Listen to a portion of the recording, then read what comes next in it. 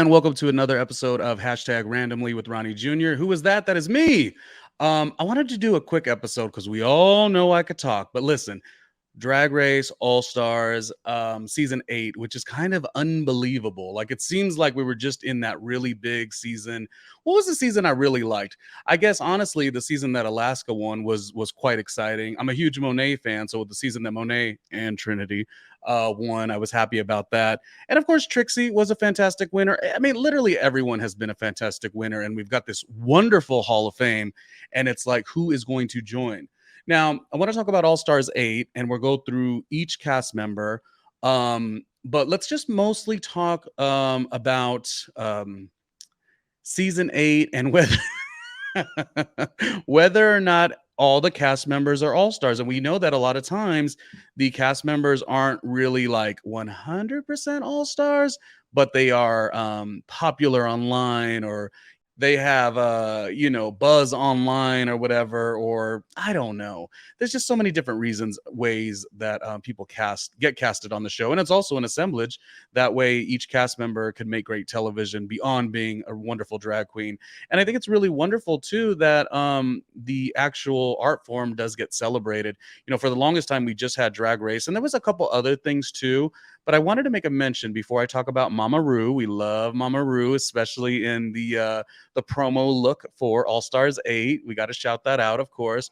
But one thing I thought was really cool is the fact that more drag programs, of course, are coming. Before we start getting into the cast members, and I have one that's like my favorite, which I will talk about her at the very end. We will. And you're not gonna like that I like this cast member, but like deal with it, right? I love her so much. I love her so much. I love her so much. I want to go in a tangent about it, but I won't. I will wait. But before we get into each cast member, and specifically my favorites, let's talk about this show that just got announced, where you're going to get to see 40 drag stars from RuPaul's Drag Race, Dragula, on this new series that I guess is created or in part created by Neil Patrick Harris and his husband David. Drag Me to Dinner. The great thing to me about this is we get to see so many different people that are not just in the RuPaul Drag Race space. So obviously we want the art form to continue to grow, and I think it's a really good way for that to happen. Now, is this going to be the best show, Drag Me to Dinner? I don't know. It's not going to be Drag You, which that one was not everyone's favorite, but the more opportunity, the better for these queens. They're making money, everyone's happy, and we're celebrating the art form. Okay, now to Drag Race All Stars number 8. First of all, do you have a favorite?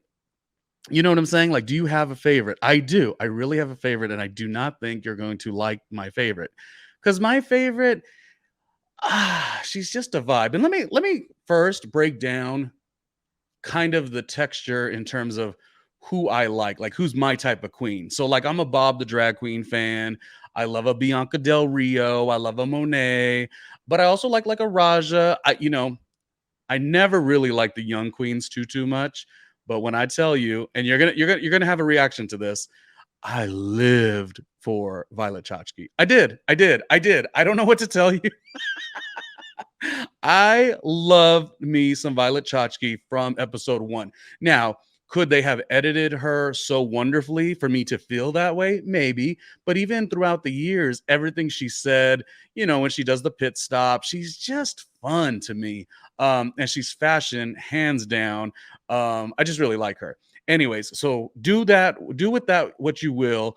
These are the type of people I enjoy. Raja, I liked. Jinkx Monsoon, I of course love. Who doesn't? She's having a great run, on Broadway as well. It's just really cool to see all of these queens be so different and unique, and basically winning and making a whole lot of money when there wasn't even a platform for drag queens to make this type of money, unless you were somebody of a higher level. Anyways, so I'm going to move on from that show that I was just talking about, and let's get to All Stars number 8. Hard to believe we are already here. As I said, we're taking a quick look at Mama Ru, just looking wonderful as always. And let's just go down the line, no particular order here. But we'll just talk about each cast member, and maybe I'll do a comment or two about their season, how I feel like they performed during their season. Was I excited to see them back? So we'll do all that. So the first person I want to talk about, all right, drum roll please. Da, da, da, da, da, da. We have Naysha Lopez. I like her. I don't, I don't know if it's the fact that, the roots within Miss Continental and just kind of her not getting a fair shot, which I mean, you can't say she didn't get a fair shot. This is the show. She didn't necessarily perform to the level to continue on. But I sometimes have this soft spot in my heart. I do. I have a heart, first of all. I have a soft spot in my heart with queens that, in my opinion, are really good beyond the show, but they just didn't come to win and do well within the show. And that doesn't mean they're a bad drag queen. They're actually very, very talented. And I think Naysha is very talented. And I know that in her season, she basically went home twice, and that whole coming back is always a little bit of a setup, if you ask me. I mean, it's television we're talking about. You knew she wasn't going to come back and necessarily win. It wouldn't be fair to the other drag queens. Like, that's kind of a little bit of a television thing, to get you excited, but you knew she necessarily wouldn't come through. And what I love about her is, in my opinion, I could be wrong about this. This is just me. I feel like she's been consistent. And I'm only basing it off, her online presence, I guess. I've never got to see her live, which I would love to do. But I think she's been consistent. She seemingly has a wonderful attitude, and again, another thing I like about her, I mean, the bias that I must present to you. I'm a J-Lo fan. Like, I go I go so crazy for J-Lo, and the fact that, one of her big moments was performing with J-Lo. And also, she didn't just perform with J-Lo. She, out of all the costumes that were being worn by other queens that were also there, she got the coveted Met Gala, the one where there was a like a I don't remember the theme, but it was it, anyways, you know which one I'm talking about. It was that dress. Like, it's hard to say that because with J Lo, there's so many, but it was legitimately just such a moment, and I love to see her win. So I also am very excited about her coming back because, people say she's a little shady, but it's like, I sometimes feel like we're looking for people to be shady, and that is just the nature of the way people talk to each other. You know what I mean? I was talking to one of my best friends the other day, and it's like, if you can't razz your friends, like, who are you gonna, that's part of, the culture. I mean, I got a phone call about a potential work thing for me from a longtime friend that I've known for 20 years. I pick up the cell phone, and the first thing I say is, "Hey, loser." It's just, when you build the love within the community or within your friendships or whatever, you kind of give it up like that. But sometimes on the television show, you could potentially be looked at as shady. So I'm a little interested to see if she does become known as that shady girl, or will she have a bounce back season where she really succeeds? Because to go home so early and to be so damn talented, I don't know, man. It just it doesn't sit well with me because I just think she's so great. And again, maybe that's not everyone's opinion, but I'm a pretty big fan of hers. So I'd love to see her work and succeed, and have a little bit of a, not glow up, because of course she's already glowing, but in terms of the fan base really appreciating and liking her work, I would like to see that.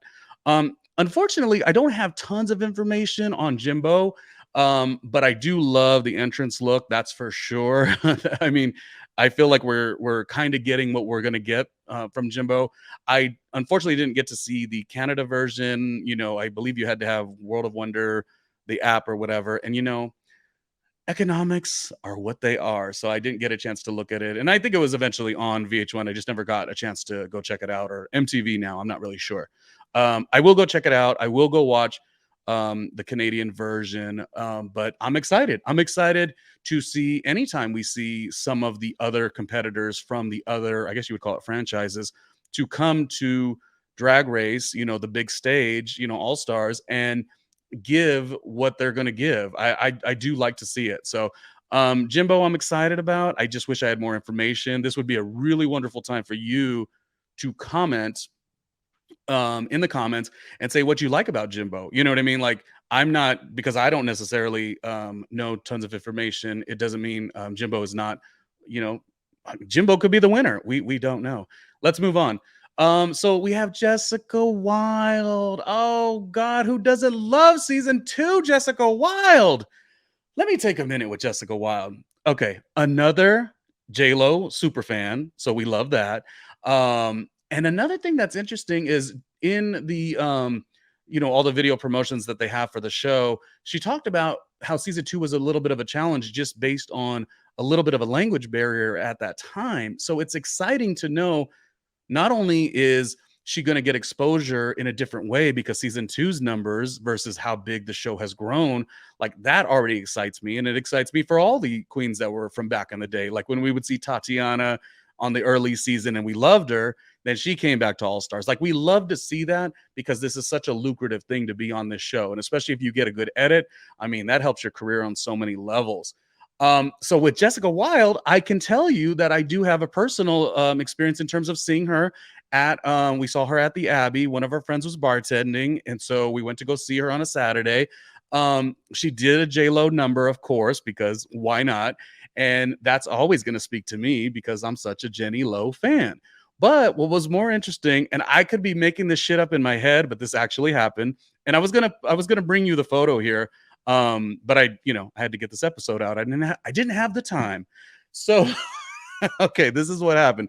We were going to go see the Saturday show, whatever it was, and of course she was performing. Now, in my wallet, I happened to have, I think it was post my birthday, so I happened to have like a loose $100 bill. And I, struggle with the money sometimes, but in this particular time, I had the hundreds in the wallet. And I believe while I was pulling out the ones or the fives or whatever, giving a adequate, tip amount, I think I pulled out the 100. And the only reason I think that is true is because I don't know where that 100 went. That's number one. Number two, Jessica was, and such a sweetheart. Jessica was so sweet to hang out with our group of friends, a little bit or show us a little love. And I remember saying, did I tip her 100? Because she's like hanging with us, making jokes, which I mean, I would assume maybe you tip somebody 100, they're being like super appreciative of the tip. But again, I'm not like saying she did that. She might have just been, hanging with us because I'm so damn gorgeous and she wanted to be around me. I don't know, Jessica Wilde, did I tip you 100? I don't know. I don't know. But if I did, it was worth the while because we got to tip our queens, right? And especially at that time, thinking, she has got such a big name from season 2, but it's a much bigger platform as we talk about. So whether or not I tipped her $100, which I am never in that type of money financial space to be doing it like that, I'm happy that if I did do it, which I think I did, I was also very drunk, by the way. So maybe I dropped the $100. What am I talking about? Me tipping Jessica and Jessica hanging out with us. I should have brought the photo. I know, but I had to get the episode out because I just had to. Okay. So I love Jessica Wilde. I'm excited, of course, when she came back and did what was it? Not the lip sync for your life. Well, it was a lip sync for your life. I can't recall what it's always something new in terms of when they bring the queens back. But I like her. I think a lot of people do, and I'm just really excited to see her gain a lot of momentum from this opportunity. Who doesn't love Jessica Wilde, right? She's almost like, I don't know if they don't do Congeniality in All Stars, right? Okay, well, she should be it. But actually, this season has a lot of miscongenialities who actually already won. One of which I'm not a fan of. No, no, no. So I'll tell you about that. And then again, at the end of this episode here, I'm going to tell you about my favorite because we're saving the best for last. And I don't think you're going to love my favorite. I like, I like, I like, I think I like a troublemaker sometimes. I like a troublemaker sometimes. I do. I do. Oh, just wait a bit. Wait, and we'll get there. Anyway, so that was Jessica Wilde. Congrats to her. I would love to see what she does with this opportunity. I'm so excited about it. We're gonna move on to Heidi in closet. I'm gonna take a drink of my water because I just need a moment. Okay, drink my water. Heidi in closet to me, and who the fuck am I? So take my words for a grain of salt. Or what's the term? Yeah, with a grain of salt. I did not laugh at Heidi in closet. The whistle was not funny. I don't know. And here is the thing I will tell you. I will tell you this. And I want all the queens to win and shine and they're making money, so they're good. But it's just important for you when you do a recap, within this YouTube and podcast space, and throughout the years of me doing radio, I started the radio industry in 2002. It's always good to like not just put fluff out there and be like, I love everybody. Because the reality is we're not supposed to love everybody. Now, there's no reason to not like Heidi because she is for sure such a class act. I will say that. Heidi is a class act. She's funny. Um, Not my sense of humor whatsoever, but she is a miscongeniality. And so there is no shitting on her, so to speak. But I just didn't take to the humor. Like I said, the whistle, the gap tooth, the gap, like the comments of gap this, gap that, not very good to me, just to me, no offense. However, to support my view on her, like she's a fine drag queen. There's no issue. But to support what I'm saying, she I believe what she does, the little gimmicky stuff that she does, and it's not gimmicky, it's branding. I think it works in the edit. It works in the edit so wonderfully because in the edit, you're always the timing and the beat is always going to be kind of on point. However, and I'm going to be kind about it, when she was asked, because they are always asked to go host all these things, which you should hire a host to do so, but no one wants to listen to me. I'm just dusty old randomly Ronnie Jr. Anyways, when she was asked to host was it the Queerty Awards? And it was live. Ooh, I would like to see one Heidi in Closet fan be okay with that performance. She was having trouble. And those little gimmicky whistles and the gap in my mouth, the gap teeth, like it didn't work. It didn't work. So what I'm saying is I wouldn't be excited to see a live Heidi in Closet show on the basis that, in my opinion, she wasn't able to rock like the live element. But maybe, a show is different. So I have grown to have a softer heart these days, but I don't enjoy her. I would have not casted her as an all-star. She doesn't ring all-star to me. Is she very popular? She's very popular. I don't get it. But I could only stick to what I think. And again, there's several of these people on this cast that are my favorites, but my favorite, the one that I live for, the one even out of drag, I'm like, oh, give it to me. Let's go. A lot of people don't like. So we'll get there. Oh my God. And I got to tell you, and we're going to get to it. Mrs. Kasha Davis. I have been so excited for Mrs. Kasha Davis, but I'll talk about that when we get there as to why. Actually, let's see who is next. That was Jessica Wilde. That was Heidi in Closet. God bless her. Who do we have? Okay. We've got Jaymes Mansfield. Campy for sure. And I believe there's some growth from, the original season to now. So God, I really should have assorted my photos a little bit differently because I just ripped Heidi in Closet. And now another least favorite is Jaymes Mansfield. There's definitely something there. I just wouldn't. Okay, best way to say it. I wouldn't be too mad if Heidi and Jaymes were the first two to go in terms of my quality of entertainment, in terms of my, what makes me tick, what gets me excited, the humor.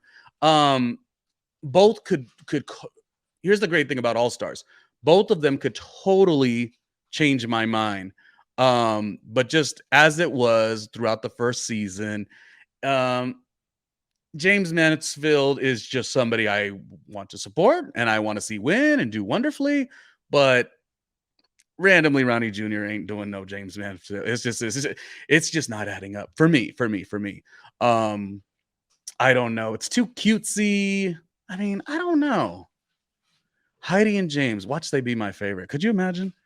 I could never imagine, but maybe. Okay, let's move on because we do got to move on. I'm trying to do a quick episode. Usually I talk so damn much and I'm going to slow it down.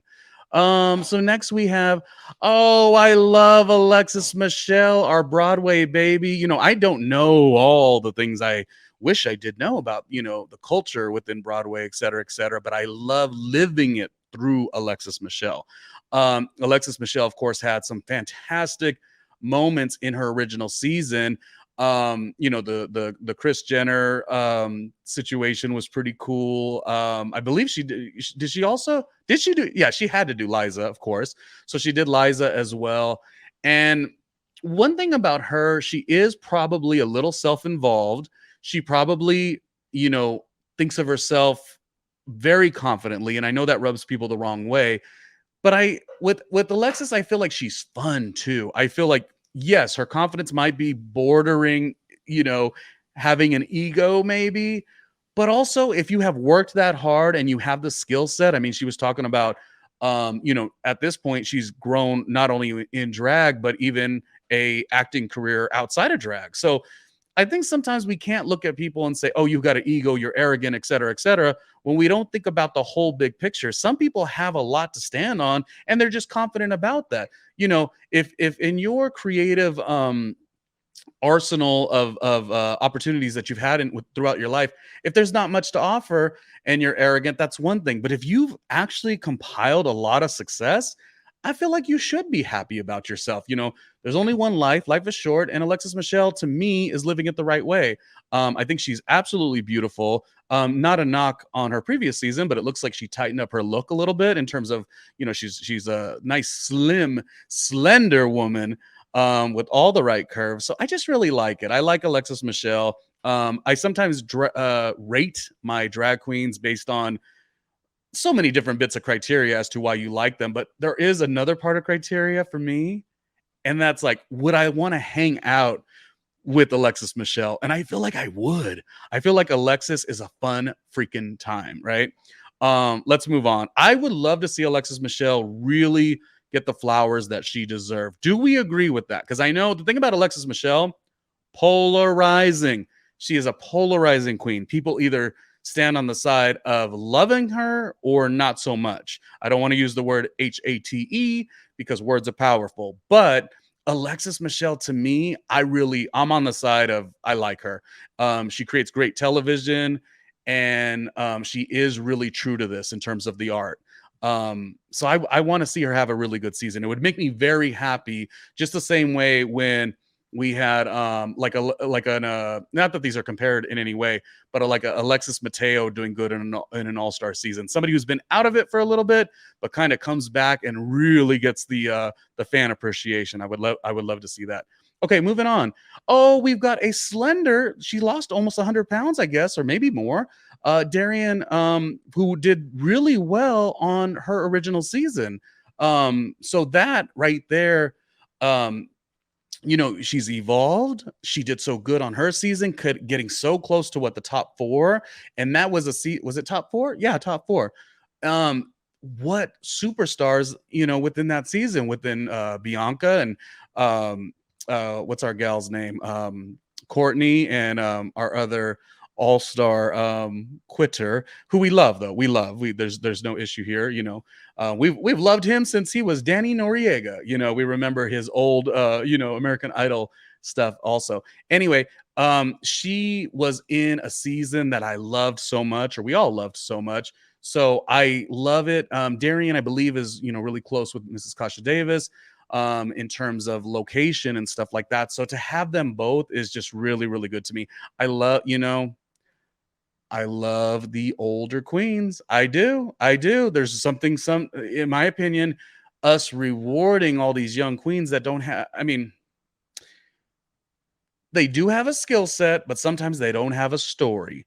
And sometimes for me, I want you to have a story because that is what you put into your art.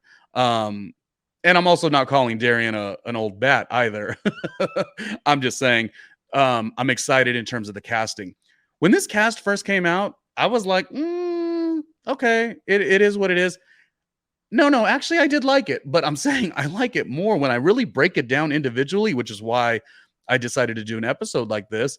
I really realized how many people I really love on this cast. And even the ones that I don't like, who I sort of mentioned aren't my favorite, they don't bother me either. You know what I mean? There's nobody that like really bothers me on this cast. So again, kudos to Darienne, and let's see where she'll go. And that new clap back, what is it? Snap back body. I mean, one thing about it is, you have an element of potentially more opportunity in terms of, when you dress. And I mean, I've struggled with my weight, lost weight, and all the things back and forth, yo-yo diet, I guess you say. You sometimes have a little more creativity you know, when you do lose a little bit of weight, and it's not to say you can't make something beautiful at a certain body style, but there is something really magical about what Darienne will be able to do and convey in a different way that she has done before. So I'm very much into it. Moving along. So that was Darienne. Let's go to Monica Beverly Hillz. She gave us a fantastic moment early in terms of her being on the show, going through the moments and certainly realizing that she was a trans woman on the show, you know, not just compelling, fantastic storytelling television, but I think she, to me, is prime for being on this show as an all-star because she was an all-star in general, but also, you know, I instantly want to see all of the growth within her life. So I'm so excited about what Monica Beverly Hillz could bring to the table. This is something that excites me. I want to know, you know, where she has been, what she's been working on, and just really settling into her womanhood, I think is fantastic. So this is actually a good casting. I don't necessarily follow Monica on social media, so I forgot to, or she doesn't show up on my feed rather. Um, so I'm excited to hear more about, you know, what she will do with this opportunity. You know, she was on one of the fairly earlier seasons now because there's so many darn seasons. So this is going to be her gaining a lot of exposure and a new fan base. So I'm here for it. So that was Monica Beverly Hillz. Moving on, we have, do we love LaLa Ree? We love LaLa Ree. I love LaLa Ree. LaLa Ree to me, it's like so funny because I think she was talking about, because I have this kind of you know, really it didn't really work out in terms of her the design challenge, and she, you know, with the bags or whatnot, but something about that error, I guess you would say, or, you know, not really executing the challenge as it should have been, it let her be human and warm. And we all make mistakes. I mean, I'm making mistakes on my YouTube channel daily. So there's something about that I think we all connect to. And she just, throughout the whole experience of her season, really showed that we wanted her to win. You know what I mean? We were in on everything that she was pushing herself to do. And so when you think about what it was like her first season, and now with a little more experience, a little more, um, you know, coin, I just really think she already had the wonderful personality. And I think we will be really excited to see her. So, like I said, we have Congeniality, we got Heidi, and we got Congeniality with the wonderful LaLa Ree. So LaLa Ree was one of the people that, yeah, she first appeared on that screen, and I was like, okay, I'm buying what you're selling. So that's how I sort of felt during her original season. During her original season, she was still a little newer, so this is going to be a really nice glow up experience, in my opinion. Okay, let's move on. Who do we have? We have Kahanna.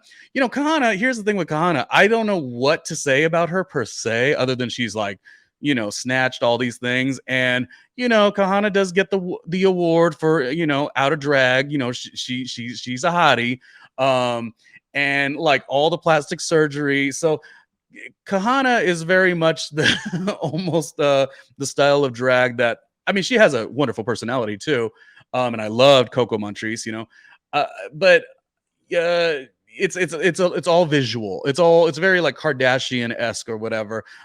So I don't have much to talk about other than like Kahanna's great for the show because she could make you feel nice and horny when you're watching the show. But that's I mean, but that's maybe what she's going for. So I say that with all the love, and I'm excited to see. I mean, I know I'm starting to sort of sound redundant, but it is true. I'm excited to see the storytelling of all of these queens. You know, even with Kahanna, she leads so much with her physical. Who is behind that? Maybe that's something we could find out this season. So, as much as I love her, you know, the way she works it out, and I think she will be a little bit elevated. And she's so kind too. She's gonna be elevated within her look, even though it was already so fantastic to begin.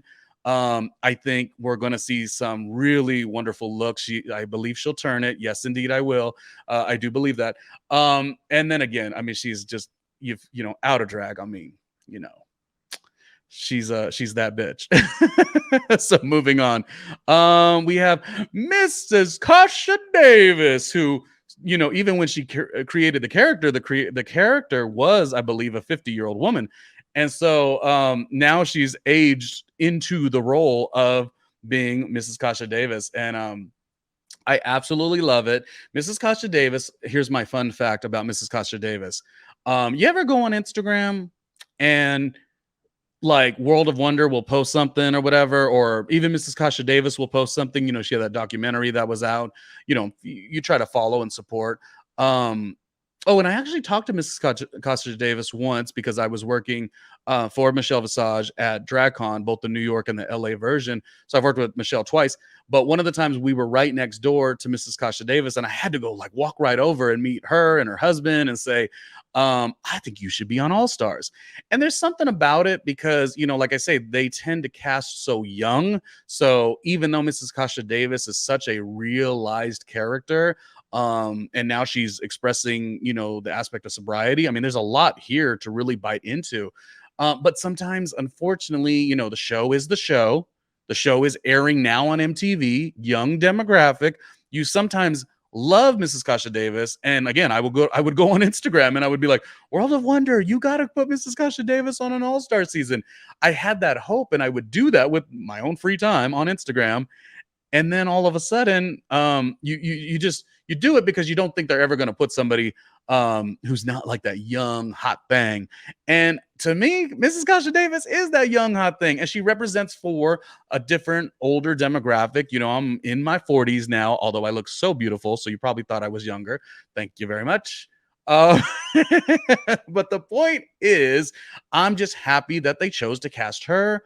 I'm happy they chose to cast Darienne. You know, like I said, will Darienne and Mrs. Kasha Davis, will they have an alliance? Of course they will. They're going to look after each other. So I'm eating this whole thing up.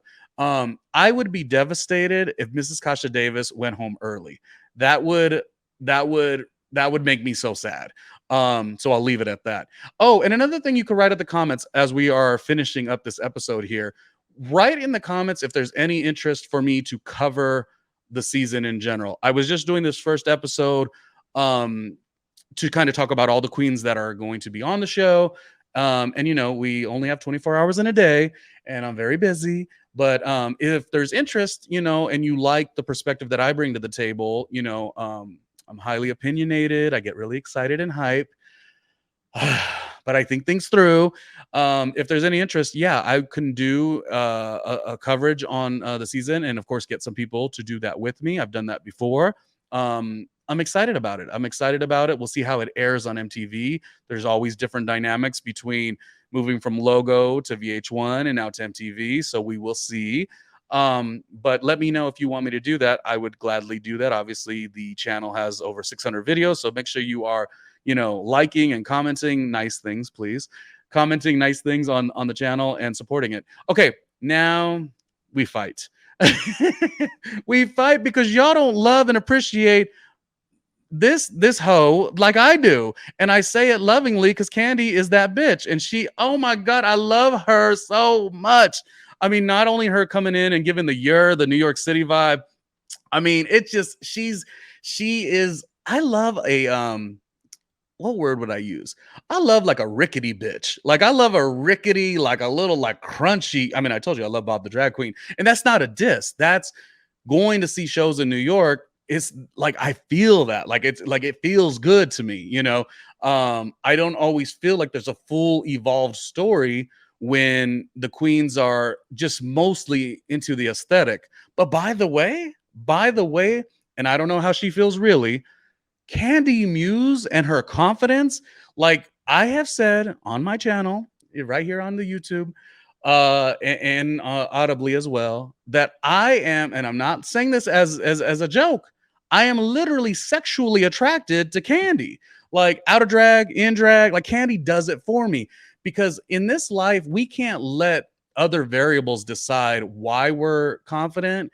You know, I got money, I got a 32-inch waistline, you know, I got a big old hog, like whatever it is, those everything's great. But what you have to do is you have to just start from day one saying, I am successful, I am amazing.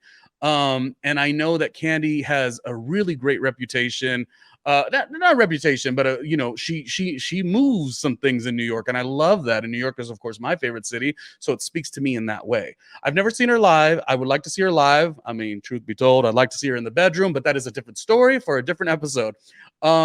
You all, let's talk about this. Why don't you in the comments, but be nice, please? Thank you. Do what you do. I guess I don't care. Why don't we like Kandy? Why is Kandy a big, vibrant character? Why does that bug you so much for the non-Kandy fans? To me, I could never be that insecure in like where I don't know. I have worked with so many wonderful people, and I've worked with a lot of people that are big personalities, and they never necessarily intimidate me in that way because as long as you're doing what you do, what's the issue?